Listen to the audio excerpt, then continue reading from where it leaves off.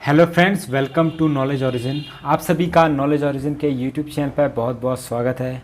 I hope you are doing in your life. आप सभी की स्टडीज़ एंड हेल्थ दोनों बहुत अच्छी चल रही होंगी।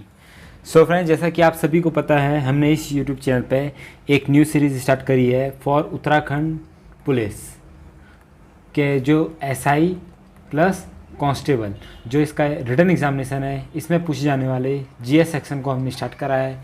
जीएस सेक्शन में हम मॉडर्न हिस्ट्री कवर कर रहे हैं। मॉडर्न हिस्ट्री के आप प्रीवियस 9 पार्ट देख चुके होंगे, ये 10th पार्ट है। आई होप आपको ये वीडियोस बहुत पसंद आ रही होंगी। अगर आपको ये पसंद आती है तो इस सीरीज़ को ज़्यादा से ज़्यादा शेयर कीजिए। And if you are new to this channel तो don't forget to subscribe and press the bell icon, ताकि आपको हमारी जब भी न्यू वीडियो आए तो आपको नोटिफिकेशन से पहले मिले। सो फ्रेंड्स, बिना देरी करे हुए चलिए स्टार्ट करते हैं हम आज की वीडियो। तो आज का फर्स्ट क्वेश्चन है, which of the following according to Mahatma Gandhi is the strongest force in the world. यानी निम्नलिखित में से कौन सा महात्मा गांधी जी के अनुसार दुनिया का सबसे मजबूत शक्ति है, दुनिया की सबसे मजबूत शक्ति कौन सी है अकॉर्डिंग टू महात्मा गांधी जी। हमारे पास ऑप्शंस हैं, non violence of the brave, non violence of the weak, non violence of the crowd and non violence of the downtrodden. यानी तो किसकी, तो यह है option 1, non violence of the brave. जैसा कि आप सभी को पता होगा, गांधी जी अहिंसा में बिलीव करते थे। यानी अहिंसा, आराम से सत्याग्रह करके, आराम से बैठ के बात करके अपनी बातें मनवाना, ठीक है। वो मार मतलब लड़ाई झगड़े में, हिंसा में बिलीव नहीं करते थे। तो अहिंसा, देखिए, जो कमज़ोर है वो लड़ाई झगड़ा तो कर नहीं सकता है, वो तो लड़ाई झगड़ा कौन करेगा, जिसके पास ताकत है, जो ब्रेव है, बहादुर है, ठीक है। तो जब ब्रेव पर्सन अहिंसा का मार्ग मतलब सेलेक्ट करता है तो वो सबसे मजबूत पावर होती है, ठीक है। तो आपको पता होगा, अहिंसा के दम पे महात्मा गांधी जी ने कई सारे सत्याग्रह करे, जैसा कि चंपारण सत्याग्रह, ये 1970 में किया जाता।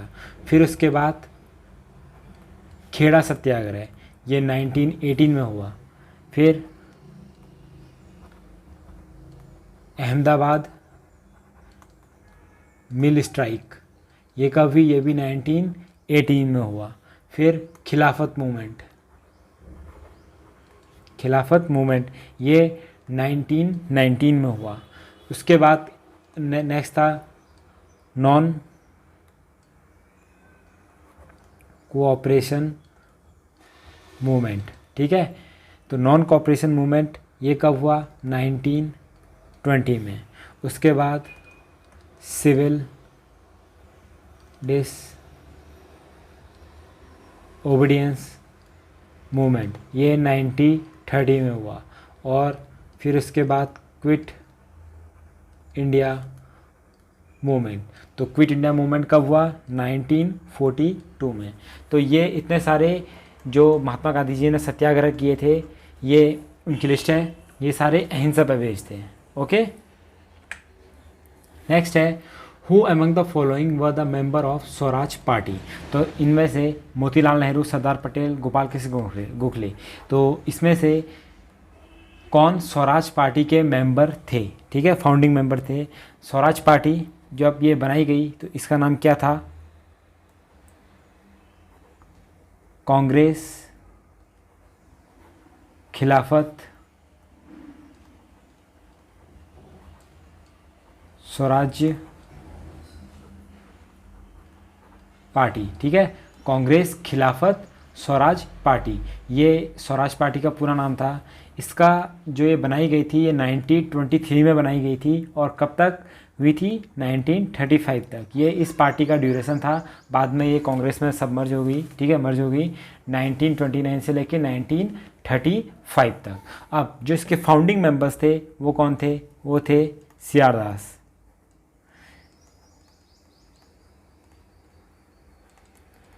चितरंजन दास, ठीक है। फिर थे मोतीलाल नेहरू, फिर नरसिम्हा चिंतामन केलकर। तो ये तीन क्या थे, इस पार्टी के फाउंडिंग मेंबर थे चित्तरंजन दास, मोतीलाल नेहरू और नरसिम्हा चिंतारमन केलकर। तो बाद में जो चित्तरंजन दास थे ये इस पार्टी के क्या बने, प्रेसिडेंट बने, और मोतीलाल नेहरू सेक्रेटरी बने। तो इसमें से हमारा कौन सा ऑप्शन है, ए। तो ए कहाँ पर है, ऑप्शन 2 ए ओनली, ठीक है। नेक्स्ट है where are the traces of Portuguese culture found in India, यानी भारत में पुर्तगाली संस्कृति के निशान कहाँ पाए जाते हैं। देखिए पुर्तगाली क्या थे, यूरोपियंस थे। तो advent of Europeans in India, यानी जो यूरोपियंस का आगमन हुआ था इंडिया में, ये किस सीरीज में हुआ था। सबसे पहले आए थे पोर्टुगेज यानी पुर्तगाली, फिर उसके बाद आए थे डचेस, ठीक है, डचेस कहते हैं नीदरलैंड के जो सिटीजन्स होते हैं। फिर उसके बाद आए थे इंग्लिश यानी अंग्रेज, फिर उसके बाद आए थे फ्रेंच, फिर आए थे डेन्स, ठीक है, डेन्स। तो ये क्रम रहा, ये सीक्वेंस रहा यूरोपियंस का, Portuguese, Dutch, English, French, Danes. तो जब पोर्टुगीज सबसे पहले आए तो इन्होंने पहले अपने व्यापार को फैलाने के लिए यहाँ कॉलोनीज़ बनाना स्टार्ट कर दिया था। तो जब कॉलोनीज़ बनाने स्टार्ट करा तो इन्होंने क्या करा, 1510 में बीजापुर, ठीक है, एक बीजापुर जगह है, वहाँ का जो राजा था इसको डिफीट करा, और डिफीट करके गोवा को क्या कर लिया, एनेक्स कर लिया, यानी कैप्चर कर लिया। बीजापुर के किंग को हरा के 1510 में पोर्टुगीज ने गोवा को कैप्चर कर लिया, और 1843 में इसे अपनी कैपिटल बनाया, ठीक है, 1843 में इसे अपनी कैपिटल बनाया, किसको, गोवा को। देन उसके बाद हुआ क्या कि फिर जब हम 1947 में आज़ाद हुए, फिर उसके बाद 1961 में इंडियन आर्मी ने एक ऑपरेशन चलाया था, ऑपरेशन विजय। ऑपरेशन विजय के तहत क्या किया था, गोवा से पोर्टुगीज़ को हटा के इंडिया ने इसे एनेक्स कर लिया और अपना इंडिया का एक पार्ट बना लिया, ठीक है। तो 1961 में ऑपरेशन विजय से फिर यहाँ हटा पुर्तगालियों को यहाँ से भगा दिया था। तो ऑप्शन नंबर 1 गोवा, जो कि एक पोर्टुगीज़ कॉलोनी है। नेक्स्ट है the British introduce the railways in India in order to. तो यानी अंग्रेजों ने भारत में रेलवे की शुरुआत किस क्रम में करी, यानी क्यों करी, सबसे उनका मेन मकसद क्या था। तो उनका सबसे मेन, देखिए मेन मकसद बताने से पहले मैं आपको बता दूं कि जो रेलवे की स्टार्ट की थी ये की थी डलहौजी ने। किसने की थी, डलहौजी ने। डलहौजी कौन था, ये गवर्नर जनरल ऑफ इंडिया, ठीक है, गवर्नर जनरल ऑफ इंडिया था। 1848 से लेके 1856 तक ये गवर्नर जनरल ऑफ इंडिया रहा इंडिया का, डलहौजी। डलहौजी ने क्या करा, इसे फादर ऑफ इंडियन रेलवे भी कहा जाता है, फादर ऑफ इंडियन रेलवे, यानी सबसे पहले जो रेलवे लाई थी ये भारत में डलहौजी लाया था। 16 अप्रैल 1953 में, सॉरी 1853 में, 16 अप्रैल 1853 में सबसे पहले 24 किलोमीटर के ट्रैक पे सबसे ट्रेन चली, कहाँ से, बॉम्बे टू थाने। तो बॉम्बे से थाने की डिस्टेंस कितनी थी, 34 किलोमीटर।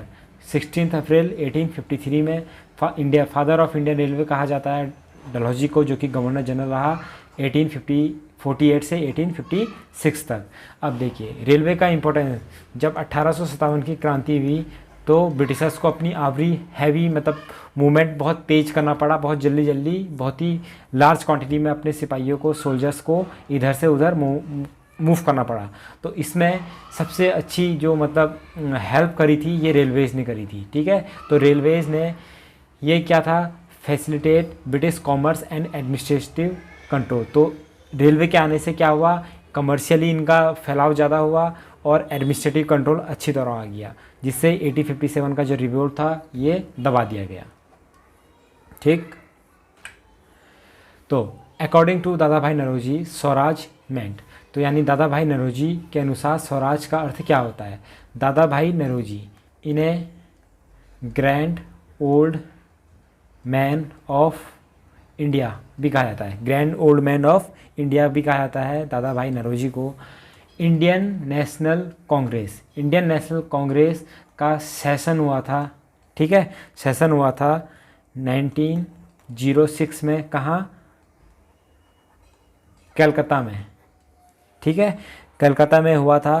तो सबसे पहले जो टर्म इस्तेमाल हुआ था, स्वराज का यूज़ कहाँ करेंगे, कब होगा, क्या क्या इसका मतलब है, तो ये सबसे पहले इस सेशन में बताया गया था 1906 के कलकत्ता सेशन में, ठीक है।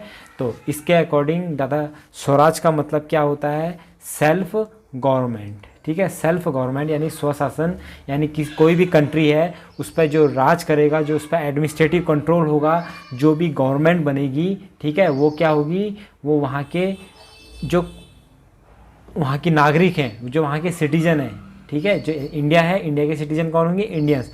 तो ये सारा जो कंट्रोल है वो इंडियंस के हाथ में रहे, ना कि ब्रिटिशर्स के हाथ में। तो स्वराज का मतलब होता है self government, administration by on people. Okay, तो ये थे आज के हमारे top 5 most important and most expected MCQs। I hope आपको ये वीडियो बहुत पसंद आएगी। अगर आपको ये वीडियो पसंद आती है तो ज़्यादा से ज़्यादा शेयर कीजिए। आपका एक लाइक और आपका एक कमेंट मुझे इंस्पायर करता है अपने ज़्यादा एफर्ट्स डालने में, अपने और नई टाइप की वीडियो लाने में। तो मिलते हैं नेक्स्ट वीडियो में कुछ और MCQs के साथ जो कि most important and most expected है। तब तक के लिए जय हिंद।